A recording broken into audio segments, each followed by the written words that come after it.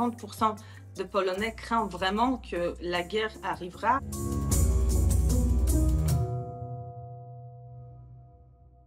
Chers amis du Dessous des cartes, voici une leçon de géopolitique, une interview carte sur table en lien avec l'actualité internationale. Et aujourd'hui, direction la Pologne et son Premier ministre Donald Tusk qui s'impose comme un leader européen dont la voix porte ces derniers temps. Parce que c'est un Européen convaincu, parce que la Pologne partage plus de 500 km de frontières avec l'Ukraine, parce que l'économie polonaise est dynamique, sa politique de défense ambitieuse, parce que l'Allemagne et la France, il faut le dire, traversent des crises, parce que le poids stratégique de l'Europe orientale se confirme. Alors précisément, cette affirmation polonaise, on va en discuter avec vous, Anna Kowalska, bienvenue. Bonjour. Vous êtes journaliste et correspondante à la télévision publique polonaise. Alors d'abord, première question, est-ce que vous pouvez nous rappeler qui est Donald Tusk, comment et pourquoi son retour récent au pouvoir marque vraiment une rupture avec plusieurs années d'illibéralisme où l'état de droit et l'ancrage européen de la Pologne avaient été mis à mal? Je pense qu'en France, on peut connaître Donald Tusk parce qu'il a occupé pendant 5 ans le poste le plus important de l'Union européenne. Il était entre 2014 et 2019 le chef de Conseil européen, donc c'est pour ça il est très aguerri au niveau européen et connu en Europe entière. En ce qui concerne la Pologne, c'est pas la première fois qu'il est Premier ministre. Il était déjà Premier ministre entre 2007 et 2014. En 2014, son parti, Plateforme civique, c'est un parti centre-libéral, centre-gauche, jusqu'à légèrement, en ce qui concerne l'économie centre-droite. Ils ont perdu les élections contre PiS, Droit et Justice, un parti de droite ultra-conservateur qui est donc resté au pouvoir en Pologne pendant 8 ans, pendant 2 mandats, jusqu'à 2023. Et cette période de règne de PiS en Pologne était marquée surtout par une sorte d'embrouille avec l'Union européenne, les attentes à l'état de droit en ce qui concerne les droits des médias, justice aux femmes, des minorités. Ça a coûté cher la Pologne parce que l'article 7, c'est-à-dire l'article un peu bombe atomique de l'Union européenne qui peut suspendre le droit de vote, a été lancé contre la Pologne vis-à-vis justement cette attente de l'état de droit. Il y a un parti de Polonais qui ont vécu très mal, qui se sont très pro-européennes. C'est la raison pour laquelle l'année dernière, la mobilisation civile était très importante et l'opposition dite démocratique, encore une fois menée par Donald Tusk, a remporté les élections il y a 1 an. Et par ailleurs, ce que vous avez souvent eu l'occasion d'expliquer, il n'est pas si simple de revenir en arrière, même quand on est un Donald Tusk. Expliquez-nous en quoi justement la Pologne a un peu de mal à revenir exactement là où elle était avant la victoire du PiS. Il faut comprendre que pendant 8 ans, PiS a eu quasiment intégralité de pouvoir parce qu'ils avaient une majorité au Parlement, mais aussi un président. La Pologne, c'est un système régime parlementaire, c'est-à-dire le président signe les lois, il a un droit de veto législatif. Donc, ils ont mené beaucoup de réformes qui sont maintenant difficiles à changer parce que le président est encore conservateur. Les élections présidentielles en Pologne auront lieu dans 6 mois. Pour l'instant, le président Andrzej Duda, qui vient encore une fois de ce parti ultra-conservateur droit et justice, est en train de bloquer toutes les lois, quasiment toutes les lois qui sont mises en place par le gouvernement démocrate Tusk. Donc, pas tout encore est mis dans l'ordre. C'est-à-dire, en ce qui concerne par exemple l'Union européenne, ils ont fait confiance que Donald Tusk et son parti vont mener au bout toutes ces réformes, c'est-à-dire rendre la justice encore une fois indépendante, permettre l'avortement et les droits des femmes, parce que l'avortement, encore une fois, c'est par un tribunal constitutionnel, encore une fois, mené par les conservateurs, parce qu'ils ont aussi réussi à remplacer tous les grands postes, notamment dans le média ou la justice.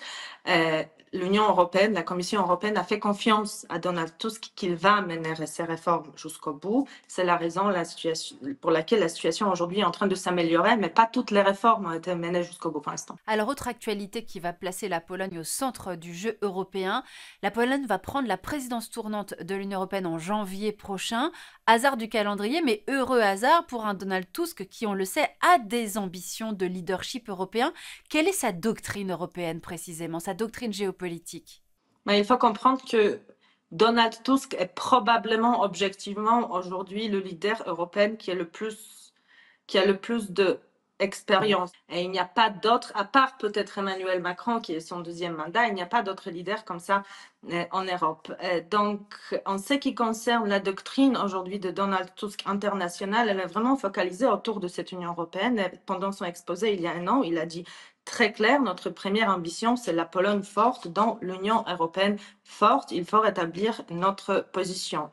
Hasard de calendrier, effectivement, la Pologne, le 1er janvier, prend la présidence tournante de l'Union européenne, une occasion pour Donald Tusk de briller, mais aussi l'occasion de mettre certaines choses à l'agenda européen. Et on ne va pas se cacher aujourd'hui, pour la Pologne, c'est surtout la sécurité. Ils vont être surtout, comme l'espère la Pologne, militaires, c'est-à-dire nouvelles sanctions vis-à-vis de la Russie, qui ont pour l'instant, ces sanctions ont été suspendues parce que c'est la Hongrie qui est aujourd'hui président de l'Union européenne, qui préside, et eux, ils sont plutôt pro-russes. Donc, on ne pouvait pas voter des nouvelles sanctions. Les nouvelles sanctions, c'est la première chose. Aussi, comme espère la Pologne, ouverture de nouvelles chapitres de négociations avec l'Ukraine, négociations d'adhésion à l'Union européenne. Ça ne veut pas bien sûr dire que l'Ukraine, dans 6 mois, sera membre de l'Union européenne, mais la Pologne espère y avancer.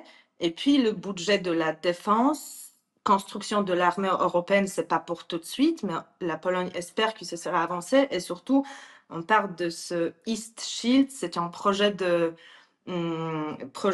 système de défense aérien et terrestre sur notre frontière avec la Biélorussie. La Pologne voulait le financer toute seule, mais vu qu'on prend la présidence, on pense que c'est un budget européen et tout le monde devrait y participer parce que la sécurité européenne est en jeu. C'est pas seulement la sécurité polonaise. Anna, je voudrais vraiment qu'on comprenne avec vous à quel point pour les Polonais, la guerre, c'est une menace très proche, très concrète, très réelle. Par exemple, il y a quelques jours, la Pologne a fait décoller des avions de chasse pour protéger son territoire pendant une attaque massive de la Russie contre des infrastructures ukrainiennes. Bon, il faut comprendre qu'en Pologne aujourd'hui, voir les images de l'armée sur les autoroutes, par exemple, sont tout à fait normales. C'est quelque chose qu'on ne voyait pas jusqu'à il y a quelques années, mais vu l'augmentation de nombre de soldats de l'OTAN, mais aussi l'augmentation de nombre de soldats mobilisés en Pologne, c'est des images qu'on voit tous les jours. Les avions de chasse sont mobilisés régulièrement en Pologne et les roquettes russes aussi tombent en Pologne. Il y avait 2 morts à cause de ça. Donc on se rend compte de cette menace qui est vraiment tangible. Et ça se voit dans les sondages. 50% de Polonais craignent vraiment que la guerre arrivera. Et par rapport aux autres pays européens, c'est vraiment première aujourd'hui préoccupation de Polonais pour leur intégrité nationale, mais vraiment physique. C'est que la question de la guerre se pose plus. La guerre sera là. La question, c'est plutôt quand et comment faire pour le repousser le plus longtemps possible. On comprend bien que les Polonais perçoivent comme un manque de courage aussi, de lucidité, l'attitude de certains Européens, notamment de l'Allemand Olaf Scholz, qui a tenté récemment encore d'avoir des liens téléphoniques avec Poutine. Scholz qui rechigne aussi un peu à aider davantage les Ukrainiens. On sait que Tusk lui a dit qu'en gros, la diplomatie du téléphone avec Poutine, ça ne servait à rien et que la seule chose que comprenait le maître du Kremlin, c'était le rapport de force. Est-ce que cela veut dire que les Polonais sont déçus par cette partie-là de l'Europe, notamment l'Allemagne, notamment peut-être aussi la France? Cet appel de Olaf Scholz a été absolument mal compris par les Polonais. On ne comprenait pas encore une fois comment on peut parler avec criminels de guerre. On ne devrait pas lui donner ce genre d'occasion. La Russie doit, selon la Pologne, être isolée, stigmatisée, et c'est la seule façon d'en finir avec la guerre. On est très content que les Européens de l'Ouest ont enfin compris que ce soutien est très important. Si on regarde le discours notamment du président de la République, Emmanuel Macron, il a beaucoup changé pendant 2 ans. Au début, il voulait négocier avec la Russie. Il parlait de ne pas stigmatiser la Russie. Maintenant, ce discours est différent, aligné avec le nôtre. Et on est assez fiers qu'enfin on se sent écouté. Alors les Roumains, la Roumanie, elle, semble divisée sur ce même sujet. À en croire, et il faut qu'on en parle avec vous, la campagne électorale en cours, au cours de laquelle on voit l'extrême droite grimper, une extrême droite qui précisément brandit la menace de la guerre et donc rappelle la nécessité de ne pas provoquer la Russie. Candidat d'extrême droite qui demande de suspendre les aides à Kiev, et cela a l'air de marcher sur une partie de l'opinion roumaine. Comment vous expliquez cette différence de psyché entre Polonais et Roumains? Je pense que ça vient vraiment de notre, rapport avec l'histoire vis-à-vis la Russie. Vous savez, la Pologne, jusqu'à 89, était sous influence russe. On ne faisait pas partie comme l'Ukraine, de partie de l'Union soviétique, mais on était vraiment sous influence russe. Roumanie, par ailleurs, aussi, mais là, avec le régime Ceausescu, c'était légèrement différent et c'est vis-à-vis la Russie, ils se sont tout de suite quasiment séparés de cette influence russe très profonde. Et les Polonais, c'est 50 ans de régime communiste. On est toujours persuadés que ça nous a coûté notre développement pro-européen, alors que les Polonais sont très pro-européens. Soutenir aujourd'hui la Russie au niveau politique en Pologne serait un suicide politique. Vraiment, il n'y a aucun parti qui est pro-russe en Pologne, justement à cause de ce sentiment. Anna, parlez-nous maintenant des ambitions militaires de la Pologne dans le détail. Avec un budget défense qui correspond à 4% de son PIB, on le sait, c'est un record au sein de l'OTAN, et en fait, ce n'est qu'un début. Expliquez-nous. Oui, ça sera 4,7%, je pense, dans le budget de 2025, investissement dans l'armée quasiment sans précédent. Je regardais les chiffres. En 2025, la Pologne va dépenser 43 milliards de l'euro pour son armée. Et nous, on pense que justement renforcer l'armée, ça envoie un signal vis-à-vis Vladimir Poutine. Certes, on n'a pas l'armée nucléaire comme la France, mais on peut renforcer, investir. Pour avoir justement cette force de dissuasion. On pense que si on est plus fort, Vladimir Poutine et la Russie auront du mal à nous attaquer. Alors, la Pologne, elle est à la fois très ambitieuse pour sa défense à elle, mais au-delà pour l'Europe de la défense, et l'on comprend bien que c'est un peu le même sujet en réalité. Et en parallèle, la Pologne, elle reste très profondément atlantiste, très attachée aux États-Unis. On se souvient que lors de son premier mandat, Donald Trump avait transféré des soldats de l'OTAN de l'Allemagne vers la Pologne. Trump, à l'époque, semblait proche des Polonais. Alors pourquoi, à la veille de ce second mandat Trump, les Polonais ont-ils l'air d'être aussi inquiets? Expliquez-nous. On a l'impression que les États-Unis ne sont plus garantis de notre sécurité. Il y a une sorte de conviction que Vladimir Poutine ne s'arrêtera pas en Ukraine s'il gagne. Et du coup, notre sécurité aujourd'hui, ici, est en jeu. Et c'est la raison pour laquelle on est si inquiet si jamais Donald Trump, ce qu'il est en train de, en gros, dire, ce qu'il disait pendant sa campagne, arrête le soutien militaire et financier à l'Ukraine, parce que les Polonais sont sûrs, et ça se voit dans les sondages, que l'Ukraine ne peut pas gagner cette guerre sans on ne peut pas au moins mener cette guerre sans les États-Unis et sans soutien des États-Unis.